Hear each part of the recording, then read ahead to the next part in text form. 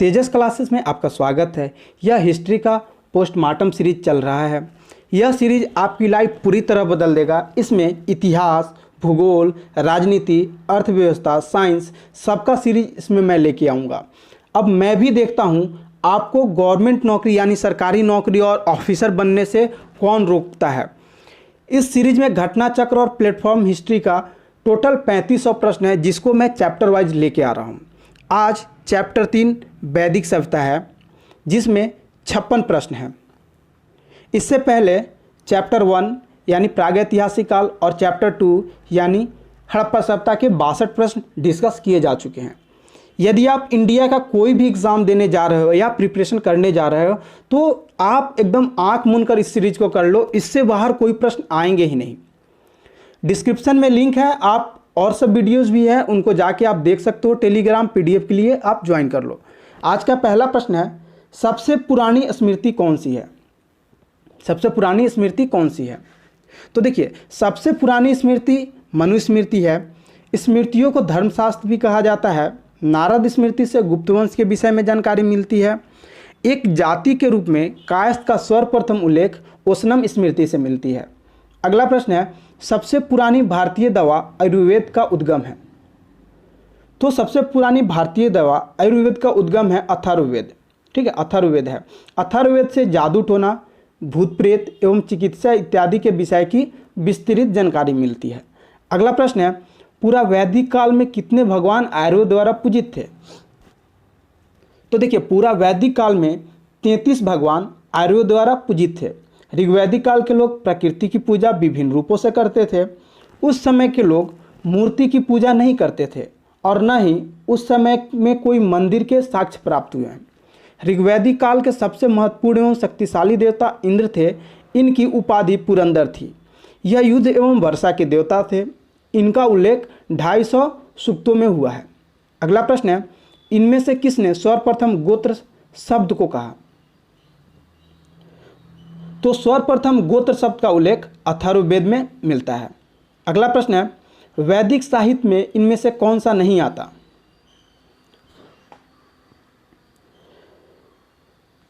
देखिए, वैदिक साहित्य में ब्राह्मण, आरण्यक, उपनिषद ये सब आते हैं। वेदांग नहीं आता है। ठीक है। अगला प्रश्न है, इनमें से कौन से जानवर वैदिक लोगों द्वारा ज्ञात नहीं थे?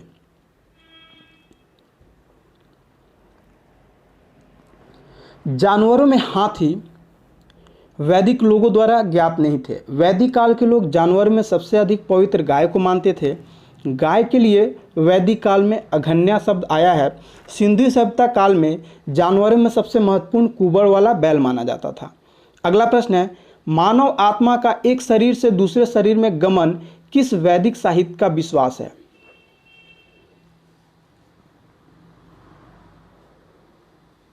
देखिए, मानव आत्मा का एक शरीर से दूसरे शरीर में गमन वैदिक साहित्य उपनिषद का विश्वास है। ये उपनिषद का विश्वास है। उपनिषद को वेदों का सार कहा जाता है। ब्रह्मा विद्या से संबंधित होने के कारण इसे ब्रह्म संहिता के नाम से भी जाना जाता है।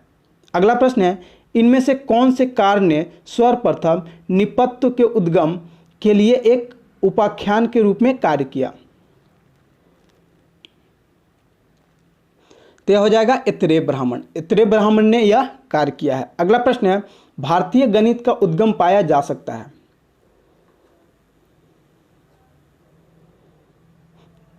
देखिए, भारतीय गणित का जो उद्गम पाया जाता है वो सालव सूत्र से पाया जाता है। अगला प्रश्न है, इनमें से कौन सा ब्राह्मण आंध्रों के बारे में प्रथम साहित्यिक साक्ष्य देता है?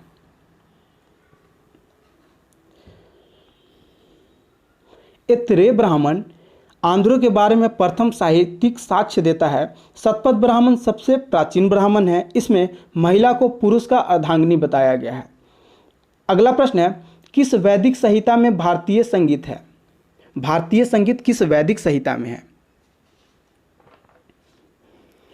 तो भारतीय संगीत सामवेद वैदिक संहिता में है। अगला प्रश्न है, किस ऋग्वेद संहिता या मंडल ने पहली बार शूद्र को परिचित कराया? तो देखिए 10वां ऋग्वेद संहिता या मंडल ने पहली बार शूद्र को परिचित कराया था। ऋग्वेद के 10वें मंडल में पुरुष सूक्त में चारों वर्ण के विषय की जानकारी मिलती है, जैसे ब्राह्मण, क्षत्रिय, वैश्य एवं शूद्र। अगला प्रश्न है, इनमें से किस में प्रसिद्ध गायत्री मंत्र सूर्य देवी गायत्री को संबंधित है या संबोधित है?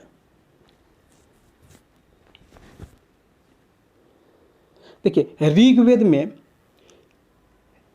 ऋग्वेद संहिता में प्रसिद्ध गायत्री मंत्र सूर्य देवता गायत्री को संबोधित है। ऋग्वेद के 3रे मंडल में गायत्री मंत्र का उल्लेख है।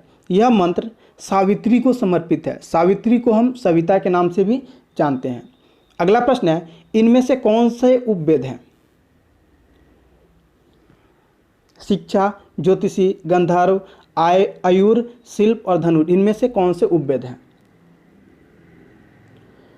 तो इनमें से गंधर्व, आयुर, शिल्प, धनुर ये सारे उपवेद हैं। यानी 3, 4, 5, 6 ये 4 हो जाएगा। 3, 4, 5, 6 ऑप्शन सी हो जाएगा। देखिए जो ऋग्वेद का उपवेद है इसे आयुर्वेद बोलते हैं, इसका संबंध चिकित्सा विज्ञान से है। यजुर्वेद का उपवेद को धनुर्वेद बोलते हैं, इसमें युद्ध कला के बारे में बताया गया है। सामवेद का उपवेद गंधर्व वेद है, इसमें संगीत के बारे में बताया गया है। और अथर्ववेद का उपवेद शिल्प वेद है, इसमें शिल्प कला के बारे में बताया गया है। अगला प्रश्न है, वैदिक ग्रंथों के प्रसिद्ध भास्कर, सायन निम्न में से किस एक काल में सक्रिय थे? तो ये लोग विजयनगर राज्यकाल में सक्रिय थे। अगला प्रश्न है, भारत के राज चिन्ह के फलक के नीचे देवनागरी लिपि में अंकित सत्यमेव जयते किस ग्रंथ से लिया गया है? तो यह मुंडक उपनिषद से लिया गया है। अगला प्रश्न है, सूची 1 को सूची 2 से सुमेलित कीजिए और नीचे दिए गए कूटों के सही उत्तर चुनिए।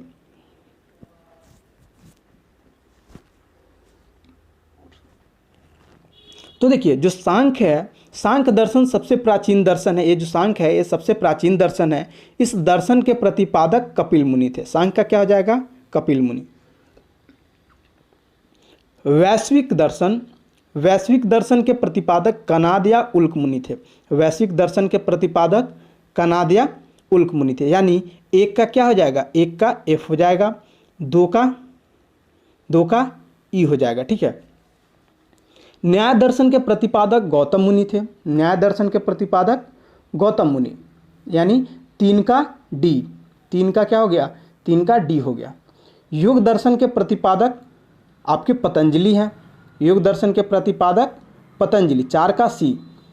इसके बाद देखिए मीमांसा के तहत सर्वप्रथम कर्म के सिद्धांत का प्रतिपादन किया गया था। मीमांसा को 2 भागों में बांटा गया था। पूर्वी मीमांसा के प्रतिपादक जैमिनी महोदय थे, तो वहीं उत्तरी मीमांसा के प्रतिपादक बदरायन महोदय थे।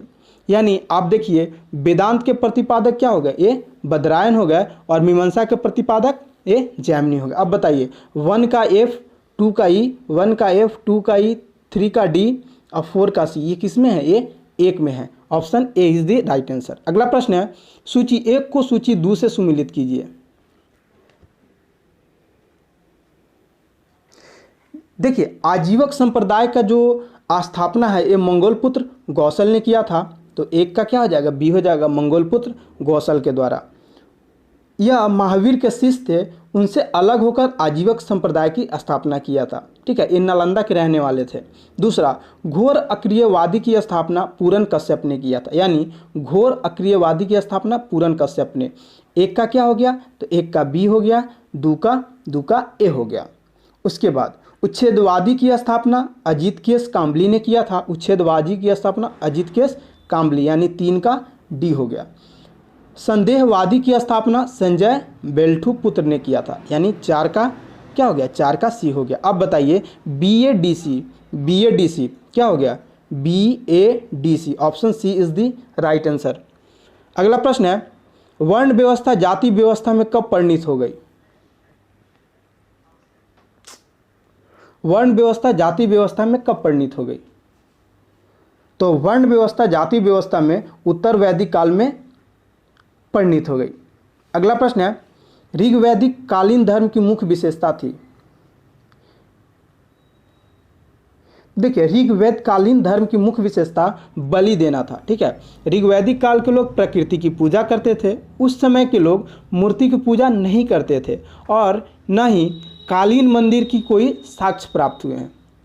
अगला प्रश्न है, उपनिषद जिन्हें वेदांत के नाम से जाना जाता है की संख्या है? तो उपनिषद जिन्हें वेदांत के नाम से जाना जाता है उसकी संख्या 108 है। अगला प्रश्न है, सूची 1 को सूची 2 के साथ सुमेलित कीजिए। इधर आपको संस्कृति दिया हुआ है, दूसरी तरफ बर्तन दिए हुए हैं। देखिए, मालवा, तो मालवा में कैसा बर्तन था? काला एवं लाल कलर का था। दक्षिणी नौपाषाण, दक्षिणी नौपाषाण में कैसा था? चमकीला धूसर था। बुरझोम में कैसा था? धूसर था। और पूर्वी नौपाषाण में भूरा लाल था। ठीक है, क्या हो जाएगा? 1 का 1, 2 का बी का 2, सी का 3, डी का 4, यानी 1 2 3 4। 1 2 3 4 किस में? तो ऑप्शन डी में है। ठीक है, option D is the right answer. अगला प्रश्न है, अर्थवेद से संबंधित ब्राह्मण है। अथर्ववेद से संबंधित ब्राह्मण है। तो अथर्ववेद से संबंधित ब्राह्मण आपको गोपथ ब्राह्मण है। अगला प्रश्न है, निम्नलिखित, चलिए आगे भी हम लोग देख लेते हैं कुछ और जो है। अथर्ववेद से संबंधित ब्राह्मण गोपथ हो गए। देखिए, वेद के अपने अपने ब्राह्मण होते हैं। जैसे ऋग्वेद के ऐतरेय ब्राह्मण है। ऐतरेय ब्राह्मण किसके हैं? ये ऋग्वेद के हैं। कौशितिकी है, ये ब्राह्मण यजुर्वेद के हैं। ठीक है, और सतपथ ब्राह्मण सामवेद के आपके हैं। सतपथ सामवेद के। अगला प्रश्न है, निम्नलिखित में से वेदांग में सम्मिलित है? कौन सा वेदांग में सम्मिलित है? देखिए, टोटल 6 वेदांग है। शिक्षा, कल्प, व्याकरण, निरुक्ता, छंद एवं ज्योतिषी, ये सारे 6 वेदांग ही है। ठीक है, तो क्या हो जाएगा? उपयुक्त 1 से 6 आंसर हो जाएगा। अगला प्रश्न है, सूची 1 को सूची 2 से, यहाँ पे सूची 2 हो जाएगा, सूची 2 से सुमेलित कीजिए।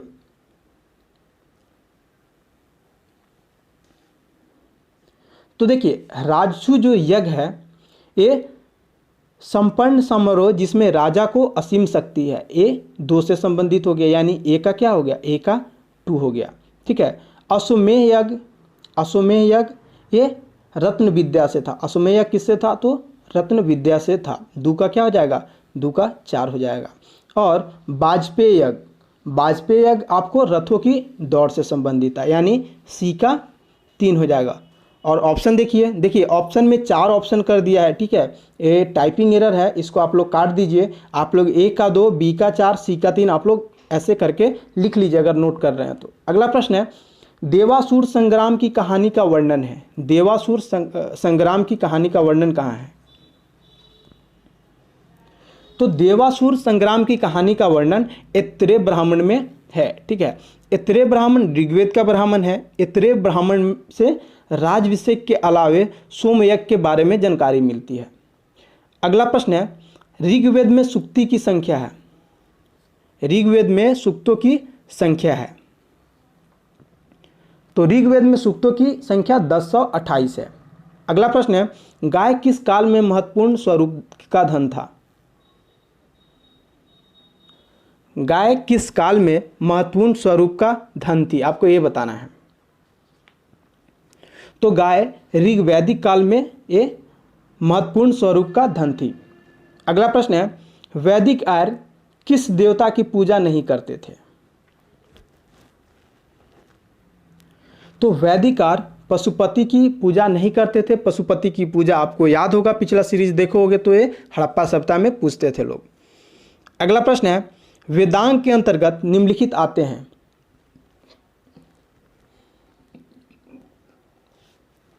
तो मैंने अभी पिछले प्रश्न में बताया है कि वेदांग की जो संख्या होती है वो 6 है। क्या है? कल्प, शिक्षा, निरुक्त, व्याकरण, छंद और ज्योतिषी। ऑप्शन ए हो जाएगा। अगला प्रश्न है, सांख्य दर्शन प्रतिपादित किया गया है। सांख्य दर्शन किसके द्वारा प्रतिपादित किया गया है? तो सांख्य दर्शन कपिल मुनि के द्वारा प्रतिपादित किया गया है और सांख्य दर्शन सबसे प्राचीन दर्शन है। इसके तहत प्रकृति की महत्ता पर बल दी गई है। न्याय दर्शन के प्रतिपादक गौतम है। न्याय दर्शन के प्रतिपादक गौतम है। योग दर्शन के प्रतिपादक पतंजलि है। ठीक है। और बद्रायन देखिए जैमिनी किसके हैं, तो पूर्वी मीमांसा के हैं। अगला प्रश्न है, निम्नलिखित में से कौन सी एक ऋग्वैदिक आर्यों की लाक्षणिक विशेषता नहीं है। देखिए ऋग्वैदिक आर्यों की जो लाक्षणिक विशेषता थी वे अश्व, रथों और कांस के उपयोग से परिचित थे, ये बिल्कुल सही है। वे लोहे को उपयोग से परिचित थे, तो लोहे के उपयोग से, वे लौह के उपयोग से परिचित थे, तो लौह के उपयोग से देखिए परिचित नहीं थे, वे लौह के उपयोग से परिचित नहीं थे। लोहा का खोज कब होता है, वो 600 BC में होता है, यानी महाजनपद के समय होता है। ऑप्शन बी इज ए गलत है, ठीक है, ऑप्शन बी गलत है, यानी हमारा ऑप्शन बी सही है। अगला प्रश्न है, मनु ने किन नदियों के बीच के क्षेत्र को ब्रह्मावत्र कहा है। ब्रह्मावत्र किस नदियों के क्षेत्र के बीच को कहा है।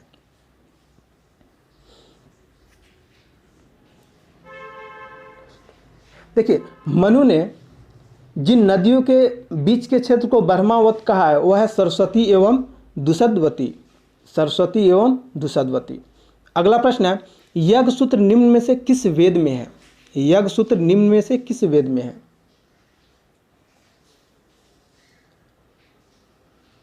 तो यज्ञ सूत्र ये यजुर्वेद में है, ठीक है। अगला प्रश्न है, आरंभिक वैदिक काल में समिति थी। आरंभिक वैदिक काल में समिति क्या थी। तो आरंभिक वैदिक काल में समिति लोकप्रिय सभा थी, जिसको हम लोग इंग्लिश में असेंबली भी बोलते हैं। अगला प्रश्न है, भारतीय संगीत का मूल निम्न में से किस वैदिक संहिता में पाया जा सकता है। इस प्रश्न का आंसर आप लोग दो, क्योंकि मैंने अभी कराया है। तो भारतीय संगीत का मूल सामवेद में मिलता है। अगला प्रश्न है, संस्कृत भाषा के पहले व्याकरण कौन थे। तो संस्कृत भाषा के पहले व्याकरण पाणिनि थे। अगला प्रश्न है, महाभाष्य लिखा था। महाभाष्य किसने लिखा था। तो महाभाष्य पतंजलि ने लिखा था।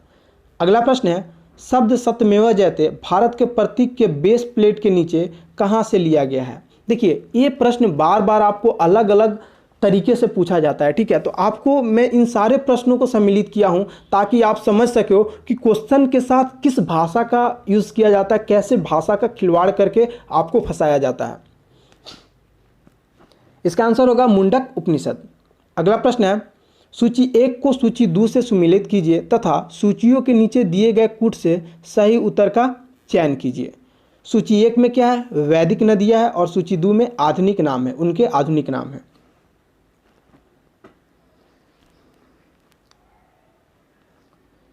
देखिए जो अभी काबुल है, जो अभी काबुल नदी है, इसका जो पुराना नाम था वो था कुंभा था, ठीक है।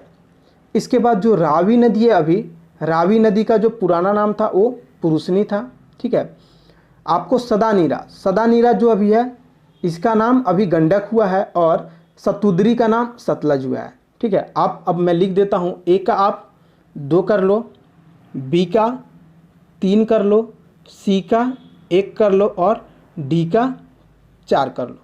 चलो किस में है, 2 3 1 4, 2 3 1 4, option B is the right answer. अगला प्रश्न है, इनमें से किस में गायत्री मंत्र का उल्लेख है। गायत्री मंत्र का उल्लेख ऋग्वेद में है। अगला प्रश्न है, ऋग्वैदिक देवता इंद्र के विषय में निम्नलिखित में से कौन सी बात सही नहीं है। ऋग्वैदिक देवता इंद्र के विषय में निम्नलिखित में से कौन सी बात सही नहीं है। तो देखिए उसे भोज एवं सोमरस पान प्रिय थे, ये बिल्कुल सही है। वह पूरों को नष्ट करने वाला था, ये भी सही है। सर्वाधिक सुक्त उसे ही संबोधित है, ये भी सही है। वह ऋतु का धारक था, नहीं ये गलत है, और हमारा ऑप्शन डी सही हो जाएगा। अगला प्रश्न है, मैं कवि हूँ, मेरे पिता भिषक हैं, मेरी माता अन्न पीसती है, यह अवतारण कहाँ का है। यह अवतारण कहाँ का है। देखिए उपरोक्त कथन ऋग्वेद में किसी परिवार का एक सदस्य कहता है, ठीक है। ऋग्वेद में किसी परिवार का एक सदस्य कहता है। इस कथन से स्पष्ट होता है कि ऋग्वैदिक काल में व्यवसाय आनुवांशिक नहीं थे तथा जाति व्यवस्था का जो संकीर्ण रूप हमें कालांतर में देखने को मिलता है, उससे ऋग्वैदिक समाज निश्चय ही अछूता था। अगला प्रश्न है, दशराग युद्ध का विजेता सुदास किस जन से संबंध था?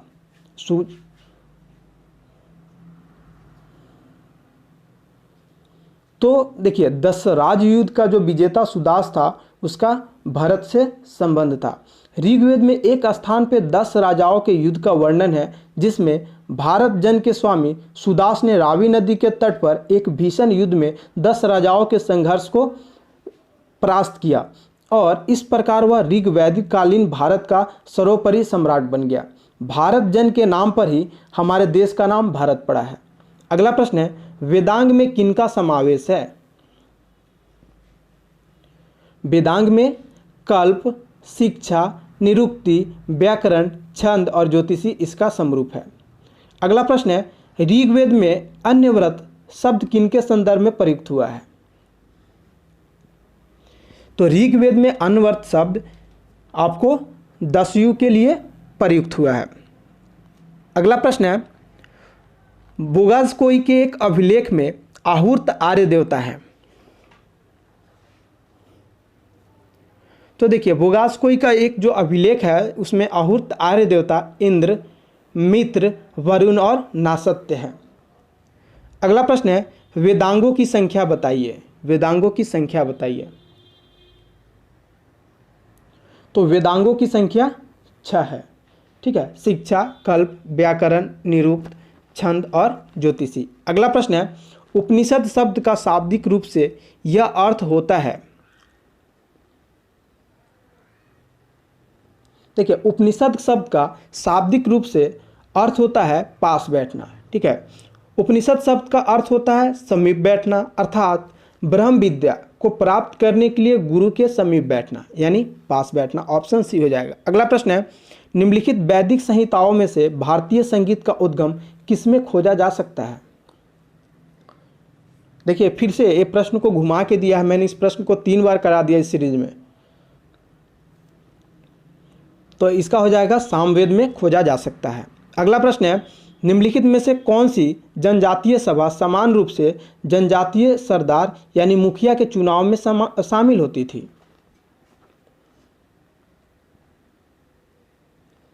तो यह समिति थी जो शामिल होती थी। अगला प्रश्न है, भारत का राष्ट्रीय आदर्श वाक्य सत्यमेव जयते अर्थात सत्य की हमेशा विजय होती है किस प्राचीन भारतीय शास्त्र में उद्धत एक तंत्र है? देखिए, फिर से प्रश्न आया और इस बार अलग भाषा में आया। यानी इस चीज़ को मैं आप लोगों को समझाना चाह रहा हूँ कि भाषा का खिलवाड़ सबसे ज़्यादा एग्जाम में किया जाता है। आप लोग अभी से इतने प्रैक्टिस कर लो कि भाषा का खिलवाड़ आप लोग को अभी समझ में आ जाए। तो इसका आंसर हो जाएगा मुंडक उपनिषद। अगला प्रश्न है, उपनिषद क्या है? उपनिषद क्या है? तो उपनिषद हिंदू दर्शन का एक स्रोत है। अगला प्रश्न है, सत्यमेव जयते शब्द किस उपनिषद से लिया गया? देखिए, फिर से आ गया ना, तो यह मुंडक उपनिषद से लिया गया है। अगला और इस वैदिक काल का आखिरी प्रश्न है, निम्नलिखित में से कौन संस्कृत का प्रथम व्याकरणविद था? तो संस्कृत व्याकरण का प्रथम व्याकरणविद पाणिनि था। ठीक है, इस सीरीज में इतना ही। अगर आप लोग को अच्छा लगता है तो हम लोग का अगला सीरीज जैन धर्म से आएगा और जैन धर्म के जितने भी प्रश्न हैं जिस तरीके से पूछे हैं सारे मैं अगले एक वीडियो में कराऊंगा। आप लोग को अच्छा लग रहा है तो ये वीडियो आप अपने दोस्तों तक पहुंचा दो ताकि उनका भी भला हो जाए, वो भी ऑफिसर बन जाए। आज के लिए इतना ही, मिलते हैं अगले वीडियो में।